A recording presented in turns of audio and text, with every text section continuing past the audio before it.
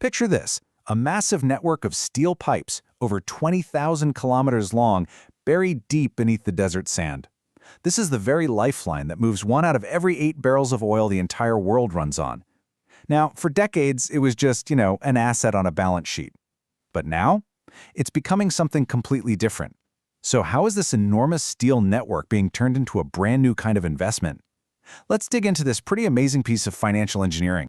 Okay, so how on earth do you turn thousands of kilometers of actual physical steel pipe into, well, liquid capital? Something you can buy and sell on an exchange?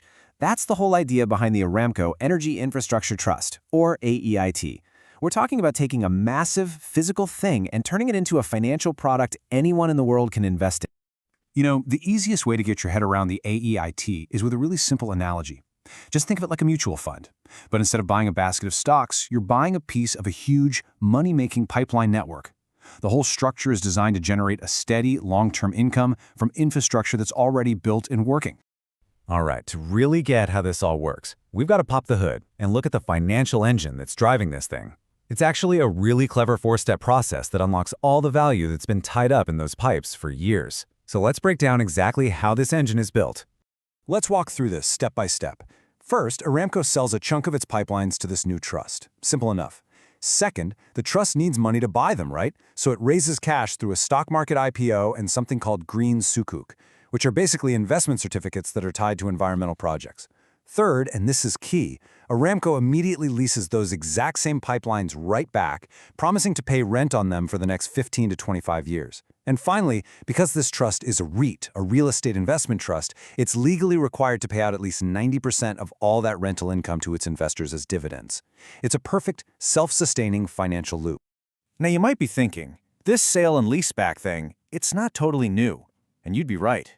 But the AEIT has this fascinating twist, kind of like a secret ingredient, that connects the Saudi desert directly to the very heart of European green finance. And this is what makes the whole thing a truly global story. So, with all the different financial products out there, what really makes this one stand out? Well, the answer isn't just in what it does, but where it does it. That's right. The absolute game changer here was the strategic decision to list a key part of this trust, not just at home, but in Europe. And that single move changes everything. It flings the door wide open to a huge and until now untapped source of money.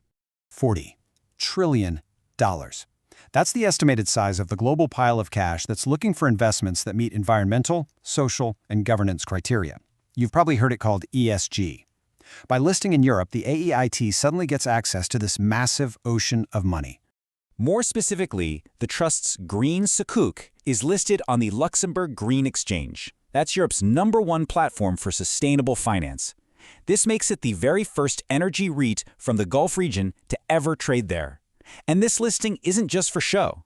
That green label means the money they raise has a specific job to do.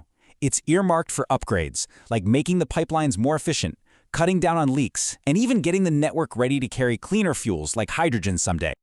Okay, so we've seen how it all works. But now for the big question. Why? Why would Aramco do this? What's in it for them? Well, the strategic advantages here are huge, and they go way beyond just getting a quick payday. Let's look at the wins for Aramco. First, the obvious one. They get a massive infusion of cash right up front. We're talking $14 to $20 billion. Second, by moving these assets off their main books, they create a leaner, more efficient balance sheet, which boosts a key number that investors love: return on assets. And maybe the most important thing of all, this creates a repeatable, cheaper way for them to fund future projects just by tapping into that global green capital market whenever they need to. Of course, a deal like this is a two-way street. It only works if it's a great deal for investors, too. So what's in it for someone who buys shares in the AEIT? Well, it really all boils down to one simple thing: a stable, predictable payout.